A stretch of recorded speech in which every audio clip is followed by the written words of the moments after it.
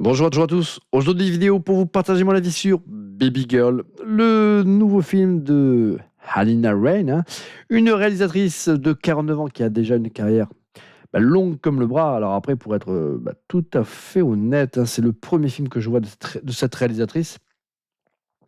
Déjà parce que tout ce qu'elle a fait précédemment, ça ne me disait rien qui vaille, les amis. En revanche, dans celui-ci, dans ce film-là, il y a 2 comédiens que j'apprécie, particulièrement, C'est bien évidemment Antonio Banderas qu'on ne présente plus et Nicole Kidman, une comédienne que j'appréciais particulièrement, notamment, dans les années 80 et 90. Je l'avais adorée dans les films où elle donnait la réplique à Tom Cruise, que ce soit Jour de tonnerre ou l'excellent Eyes Wide Shut, le dernier film de Stanley Kubrick, en tout cas à mes yeux peut-être même mon préféré de ce réalisateur mythique. C'est une réalisatrice qui malheureusement, comme beaucoup de comédiennes de cette génération, a cédé aux sirènes de la chirurgie esthétique et malheureusement chez elle, ça a eu des effets désastreux. Ça c'est une véritable tragédie parce qu'au demeurant, ça reste une super comédienne. Moi, je l'avais vraiment appréciée dans The Northman, l'avant-dernier film là, de Robert Eggers, voilà, une masterclass. Et là, donc, dans ce film-là, on retrouvait ces 2 comédiens par sort de disette. C'était voilà, c'était presque inespéré, comme on dit. Et puis, faute de grive, on mange du merle. Donc, comme il n'y a pas grand-chose qui sort en ce moment de très, très intéressant, allez, pourquoi pas ce film-là. Et puis, je m'étais dit, bon, allez, même si le scénario est un peu pourrave, allez, ça peut être sympa. Ça va traiter le sujet sympathique. S'il y a une petite dose d'érotisme, allez, ça peut être fun. Et puis, malheureusement, les amis, c'était pas ouf. Alors, qu'est-ce que ça raconte, Baby Girl, Alors, on est dans le modèle hollywoodien. Donc, dans le modèle hollywoodien, la famille Landa, c'est un couple de smicards qui sont multimillionnaires. Elle est PDG d'une énorme entreprise. Elle a, voilà, ses bureaux sont tout en haut là, d'un gratte-ciel. Son mari, lui aussi, c'est un petit prolétaire, là, réalisateur, scénariste de pièces de théâtre, de cinéma. Donc, voilà, donc vraiment le couple standard dans les productions américaines, le commun des mortels. Ils ont 2 enfants, ça j'ai un doute. En tout cas, ils en ont au moins un, ça c'est sûr. Ça j'ai oublié, mais il me semble qu'ils en ont 2. Ils ont 2 enfants, oui. Ils ont tout pour être heureux, ils sont pétés de thunes, ils ont des baraques qui sont énormes, des propriétés incroyables, des chauffeurs particuliers. Voilà, franchement, ils croulent sous le fric, ils ont des enfants qu'ils adorent, ils ont l'air de s'aimer en plus tous les deux passionnément, mais malheureusement, sous la couette, ce qui se passe sous la couette, c'est pas folichon.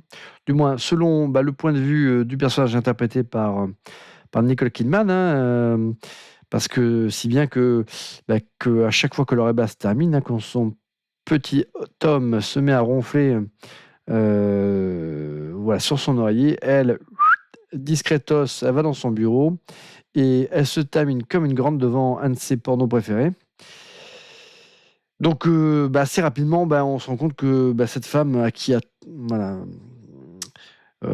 à qui tout a souri là, dans sa vie, il lui manque quelque chose pour épicer là, ses fins de soirée. Voilà, au niveau sexe, c'est pas ouf avec son homme. Et quand un jour elle croise au boulot un nouveau stagiaire, ça lui fait battre le cœur, ça lui fait monter le sang là.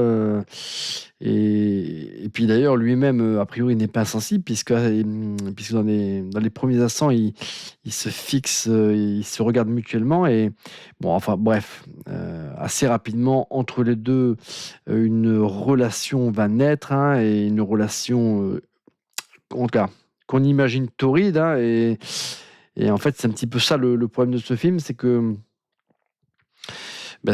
c'est un petit peu un 50 nuances degrés avec une maman, hein, et voilà, c'est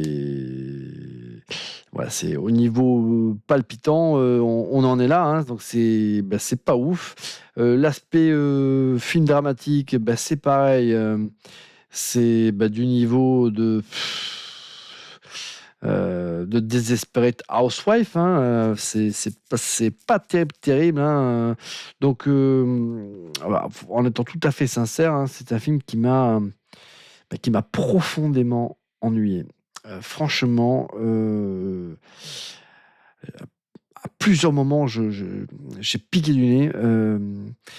C'était vraiment soporifique.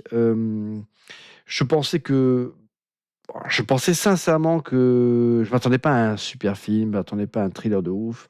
Je m'attendais pas, voilà, à un film dramatique, euh, avec des thématiques hyper développées, mais je me suis dit, bon, allez, s'il y a un peu, voilà, de palpitant, d'érotisme, bon, ça peut être sympa, et voilà. Et en fait, même pas, en fait, tout est trop sage, trop policé, trop. Pff. Alors certes, entre ce jeune homme et cette femme de pouvoir, il s'installe une relation un petit peu sadomaso où elle est excitée par l'idée que ce jeune homme qui représente quelque part une forme d'interdit et a une emprise sur elle psychologique et la traite un petit peu presque comme une prostituée, voilà, comme une esclave. Comme une esclave sexuelle, hein. Donc il y a tout ce petit jeu là qui s'installe entre eux. Mais bon, voilà, ça va jamais très très très loin. En plus, je trouve que bien que je reconnaisse les performances de comédienne de Nicole Kidman, je trouve que malheureusement, avec son visage complètement dénaturé par la chirurgie esthétique, moi personnellement, je trouve qu'elle est plus du tout crédible dans ce rôle-là de femme mûre, mais voilà, qui devrait avoir un pouvoir de séduction. Là, franchement, elle est plus repoussante que attirante, hein. Alors des fois, elle donne le change quand on la voit de profil, et de profil, des fois, hop, on a l'impression encore d'entrevoir la beauté qu'elle pu avoir, cette comédienne. Mais voilà, quand la caméra la filme voilà, en pleine face, avec pleine lumière, avec les jeux d'ombre sur son visage, c'est une catastrophe. En plus, elle a un physique quand même très très particulier, hein. Plus elle vieillit, elle a un physique qui est très très particulier, un petit peu limite androgyne, c'est très très particulier. En tout cas, voilà, Baby Girl, alors un film qui ne développe jamais véritablement toutes les thématiques qui sont évoquées, hein, comme par exemple cette domination. C'est un film qui, alors, encore une fois, sur le papier, c'est intéressant parce que quelque part, il y a une forme d'inversion des rôles. C'est vrai que dans la plupart des films qu'on pouvait avoir de ce type dans les années 80, 90, même 2000, c'est vrai que à la place d'une Nicole Kidman, on aurait eu un Richard Gere, ou en tout cas, on aurait eu un acteur masculin. Donc là, c'est vrai qu'il y a ce côté un petit peu, on inverse les rôles, et, et dans l'incarnation d'un personnage de pouvoir qui peut avoir une influence sur une personne plus jeune, mais là c'est une femme, hein, et donc ce changement-là de point de vue est intéressant. Il y a également, bien évidemment, ce flou que l'on peut retrouver entre cette frontière fragile entre ce qui revêt là de l'attraction de la manipulation aussi.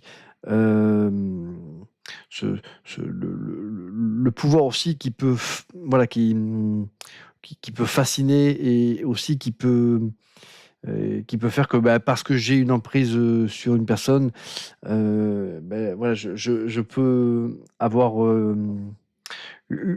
aussi une influence sur elle. Hem, il y a aussi, ce qui aurait pu être intéressant, qui est pas véritablement développé, c'est, c'est cet aspect, bah, voilà, de la sexualité, voilà, pour cette génération de femmes là de, allez, on va dire 45-55 ans, hem, qui est souvent, on va dire, en tout cas dans la société, enfin en tout cas dans le cinéma hollywoodien, hem, est quand même, relativement malmenée. Et d'ailleurs, en tout cas, s'il y a quelque chose qui est positif avec ce film, et comme on avait pu également le retrouver dans le film, Substance, hein, avec, comment elle s'appelle, heu, comment elle s'appelle cette actrice-là? Oui, comme avec Demi Moore, hein, donc ce qui est intéressant effectivement avec, ce film-là, comme avec, Demi Moore avec, le film The Substance, hein, c'est que voilà, on met à l'honneur, des comédiennes d'une génération qui aujourd'hui sont un peu mises de côté, dans le cinéma hollywoodien, mais quelque part ça traduit un petit peu, la manière dont, les gens ont, en tout cas, le regard que peut se, porter les gens sur les femmes qui vieillissent, hein. C'est vrai que, heu, on le voit en France, mais en tout cas aux États-Unis, c'est encore un peu plus marqué. Il y a cette idée que, qu'un homme peut vieillir et peut conserver, on va dire, un certain pouvoir, d'attraction, un certain charisme, et les gens sont moins choqués, de voir, voilà, un acteur âgé avec une femme beaucoup plus jeune, parce que et l'inverse, par contre, ce sera beaucoup plus, choquant, en tout cas, aux yeux du commun des mortels, et c'est le cas en France, mais c'est encore plus le cas aux États-Unis et dans le cinéma hollywoodien qui retranscrit, quelque part, c'est un petit peu préjugé, hein, et bien, on le retrouve aussi assez rapidement, ces comédiennes, hein, quand elles ont entre 20 et 35, elles ont la cote, puis après petit à petit, c'est plus les premiers rôles qu'on leur confie, c'est les seconds rôles, ce sont, des rôles de figuration. Donc c'est vrai que c'est cool, il y a quand même un petit renouveau comme ça, au niveau du cinéma où, toutes ces actrices d'une certaine génération qu'on n'avait plus forcément l'habitude de voir, dans des premiers rôles d'envergure, là on les met en avant, et en plus on les met en avant dans des films qui développent, ces thématiques, et donc ça c'est plutôt cool, mais voilà, finalement, dans Baby Girl, contrairement à The Substance, hein, ça reste, très, très peu développé, donc voilà, donc franchement, c'est pas un film que je recommande parce que, son histoire, c'est pas ouf. L'aspect, voilà, comédie dramatique, ça va pas loin. La relation, avec, Antonio Banderas, voilà, c'est un second rôle qui ne sert quasiment à rien dans le film. Hem, le dernier acte, il est nul à chier. Et toute la partie, voilà, érotisme, relations sulfureuses, entre les 2 amants, voilà, ça reste, trop, trop sage, trop, trop gentil. Hem, alors ça commence, on va dire, fort, on va dire, on se dit: «Ah, ça peut être, on va dire, fascinant», et en fait, ça reste, hyper basique, et du coup, au bout d'un moment, on se demande même, enfin, heu, pourquoi, en fait? Pourquoi, elle est prête à mettre, tout en péril pour, bah, voilà, pour ça, en fait. C'est donc voilà, Baby Girl, moi, j'ai trouvé que ce film, il était, voilà, soporifique. Donc si vous vous attendez au moins, on va dire, à vivre, un moment, on va dire, un peu palpitant, un peu sexy, comme, comme on est en droit d'attendre quand on regarde un thriller érotique, comme en son temps, je sais pas moi, j'en sais rien, des Basic Instinct ou autre, et voilà, passez votre chemin parce que vous aurez même pas ça véritablement avec Baby Girl. En plus, vous risquez d'être désarçonné par cette actrice qu'on veut encore nous présenter comme une bombe sexuelle, alors que elle a une tête pour jouer dans le prochain, je sais pas moi, dans le prochain Scream, quoi, ou Les Griffes de la Nuit, quoi. Et, et puis voilà, Antonio Banderas, voilà, son rôle, il est quasiment anecdotique dans son film. Voilà, toute la partie liée à leur relation de couple, même quand il y a la révélation sur cet adultère, tout ça, ça tombe à plat. La résolution, elle est ultra facile. Et le final, alors il n'y avait pas grand-chose à paner, mais j'ai trouvé le moyen de ne pas comprendre où on voulait nous amener finalement. Donc, écoutez, moi, Baby Girl, j'ai trouvé que c'était un film qui bandait mou. Donc, je vous dis moi à bientôt pour une prochaine vidéo et j'espère pour quelque chose d'un peu plus palpitant que ce petit tétron, hein, on peut le dire, hein. Il faut savoir dire les choses. C'est un petit tétron, Baby Girl. Et je vous dis à bientôt pour une prochaine vidéo, hein.